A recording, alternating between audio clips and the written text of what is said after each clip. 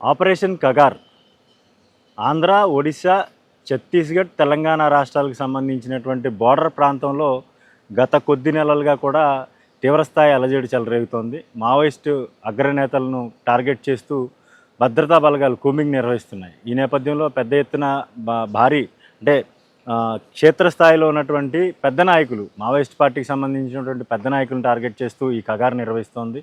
ఇందులో భాగంగానే ఇటీవల మనం చూసుకుంటే అగ్రనేతలంతా చనిపోయారు. తాజాగా చూసుకుంటే ఈరోజు వచ్చినటువంటి వార్తలను చూస్తే అల్లూరు సీతారామరాజు జిల్లా అంటే ఆంధ్రప్రదేశ్ రాష్ట్రానికి సంబంధించినటువంటి అల్లూరు సీతారామరాజు జిల్లా మన్యం ప్రాంతంలో ఒక ఎన్కౌంటర్ జరిగినట్టుగా కూడా వార్తలు వినిపిస్తూ ఉన్నాయి. దీనికి సంబంధించి ఇప్పటివరకు పోలీసు ఉన్నతాధికారులు ఎటువంటి స్పష్టమైనటువంటి ప్రకటన జారీ చేయనప్పటికీ కూడా ఆ ప్రాంతంలో పెద్ద ఎత్తున ఎన్కౌంటర్ జరిగింది.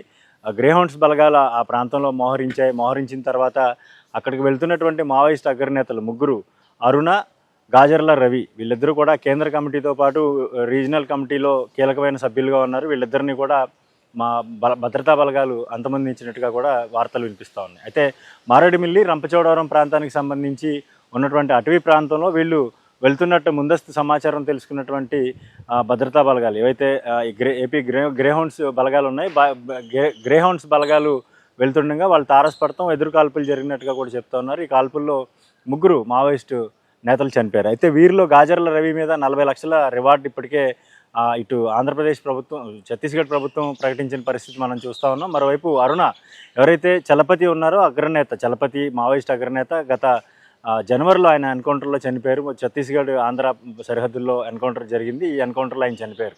అయితే ఈయన చంద్రబాబు మీద జరిగినటువంటి అలిపిరి దాడి, 2003లో జరిగినటువంటి అలిపిరి దాడిలో కీలకంగా వ్యవహరించారు. మరోవైపు 2018లో జరిగినటువంటి కిడారి సర్వేశ్వరరావు అసాసినేషన్ ఏదైతే ఉందో దీంట్లో కూడా చాలా కీలకంగా వ్యవహరించినట్టుగా కూడా మనకు తెలుస్తూ ఉంది. అయితే ఈయన భార్యే అరుణ ఇప్పుడు తాజాగా కింటకూరు అనే ప్రాంతంలో వెళ్తుండగా కింటకూరు నుంచి వీళ్ళు పోలవరం ప్రాజెక్టుకి సంబంధించి ఎగువన ఉన్నటువంటి పాపికొండ రిజర్వ్ ఫారెస్ట్ వైపు వెళ్తున్నారనే సమాచారం తెలుస్తూ ఉంది. ఈ సమాచారం అంటే ఏదైతే ఈ ఆపరేషన్ కగారు జరుగుతూ ఉందో మొత్తం ఏఓబి సహా ఇటు ఛత్తీస్గఢ్, తెలంగాణకు సంబంధించినటువంటి బోర్డర్ ప్రాంతంలో పెద్ద ఎత్తున భద్రతా బలగాలు వేలాదిగా భద్రతా బలగాలు ఇక్కడ కూంబింగ్ నిర్వహిస్తున్న నేపథ్యంలో తలదాచుకునేందుకు కొంతకాలం వాళ్ళు ఈ ఆపరేషన్స్కు దూరంగా ఉండేందుకు ఈ పాపికొండ రిజర్వ్ ఫారెస్ట్ వైపు వెళ్తున్నట్టుగా కూడా అనుమానిస్తూ ఉన్నారు.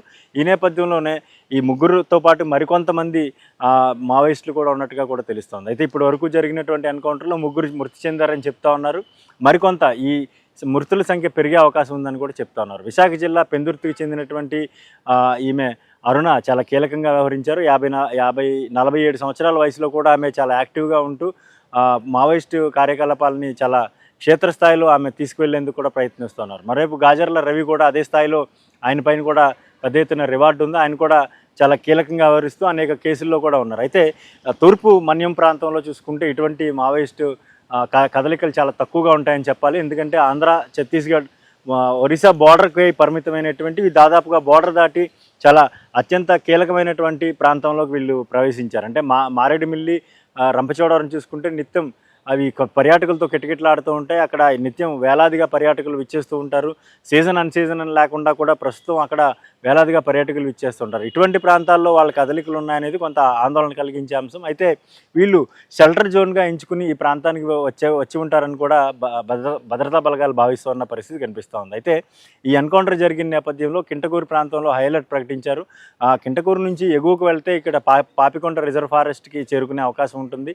వీళ్ళు కొంతకాలం తలదాచుకునేందుకు ఇక్కడ వచ్చారని కూడా పోలీసులు అనుమానిస్తూ ఉన్న పరిస్థితి కనిపిస్తోంది. ఏదైనప్పటికీ ఇప్పటివరకు దీనికి సంబంధించి పూర్తి స్థాయిలో ఎవరు కూడా, అంటే పోలీసు ఉన్నతాధికారులు ఎవరు కూడా స్పందించినట్టు కనిపించలేదు. కానీ ఈ ఎన్కౌంటర్ జరిగింది మాత్రం వాస్తవమైన ఇక్కడ స్థానిక పోలీసు అధికారులు చెప్తా ఉన్న పరిస్థితి కనిపిస్తోంది. ఏదేమైనప్పటికీ కూడా ఇటువంటి అలజడి రేగటం అనేది ఈ ప్రాంతంలో 45 రోజుల్లో రెండోసారిగా కనిపిస్తున్న నేపథ్యంలో ఇటీవల చూసుకుంటే అడ్డతేగల ప్రాంతంలో గత నెల 5వ తారీఖున 7వ తారీఖున అడ్డతేగల ప్రాంతంలో కూడా ఇటువంటి ఎన్కౌంటర్ జరిగింది. దాంట్లో కూడా 2 మావోయిస్టులు మృతి చెందారు.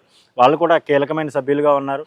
ఇటువంటి ఘటనలు జరుగుతున్న నేపథ్యంలో పర్యాటకంపై ఏమన్నా ఈ ఆటంకం ఏర్పడుతుందా అనేది కూడా కొన్ని అనుమానాలు వ్యక్తం చేస్తూ ఉన్నారు. కానీ మావోయిస్టులు మాత్రం కేవలం తలదాచుకునేందుకు అక్కడ జరుగుతున్నటువంటి కూంబింగ్ ఆపరేషన్స్ నుంచి తప్పించుకునేందుకు ఈ ప్రాంతానికి వచ్చి ఉంటారని కూడా తెలుస్తూ ఉంది. ఈ ప్రాంతాన్ని వాళ్ళు షెల్టర్ జోన్గా ఎంచుకుంటే మాత్రం రానున్న రోజుల్లో మాత్రం ఏదైతే ఇటువంటి కదలికలు ఉంటే ఈ ప్రాంతంలో కూడా కొంత ఇబ్బంది కలిగే పరిస్థితులు కనిపిస్తూ ఉన్నాయి. ఏదేమైనప్పటికీ ఏదైతే కేంద్ర మంత్రి అమిత్ షా ఒక ప్రకటన చేశారు, పార్లమెంట్ వేదికగా కూడా ఒక ప్రకటన చేశారు. వచ్చే ఏడాది అంటే 2026 మార్చి నాటికి పూర్తిగా అంతర్గతంగా ఉన్నటువంటి ఈ మావోయిస్టు పార్టీని పూర్తిగా నక్సలిజాన్ని నిర్మూలిస్తామని కూడా ఆయన చాలా స్పష్టమైన ప్రకటన చేశారు. ఇందులో భాగంగానే దాదాపుగా వేలాది మంది, సుమారుగా 30-40 వేల మంది భద్రతా బలగాలు, యాంటీ నక్సల్ స్క్వాడ్ కావచ్చు, యాంటీ టెర్రరిస్ట్ స్క్వాడ్స్ కావచ్చు, ఇటువంటి స్క్వాడ్స్ అన్నీ కూడా ఈ మొత్తం ఆంధ్ర, తెలంగాణ, ఒరిస్సా, ఛత్తీస్గఢ్ బోర్డర్స్లో ఈ 4 రాష్ట్రాల సరిహద్దుల్లో మొత్తం అటవీ ప్రాంతాన్ని జల్లెడ పడుతున్న నేపథ్యంలోనే మరింత మంది ఈ మావోయిస్టులని మట్టుబెట్టేందుకు కూడా భద్రతా బలగాలు ప్లాన్ చేస్తూ ఉన్నాయి. ఏదేమైనప్పటికీ కూడా ఈ ప్రాంతంలో జరుగుతున్నటువంటి ఈ అలజడి ప్రశాంతంగా ఉండేటువంటి తూర్పు మన్యం ప్రాంతంలో జరగడం కొంత అలజడి రేపిందని చెప్పాలి.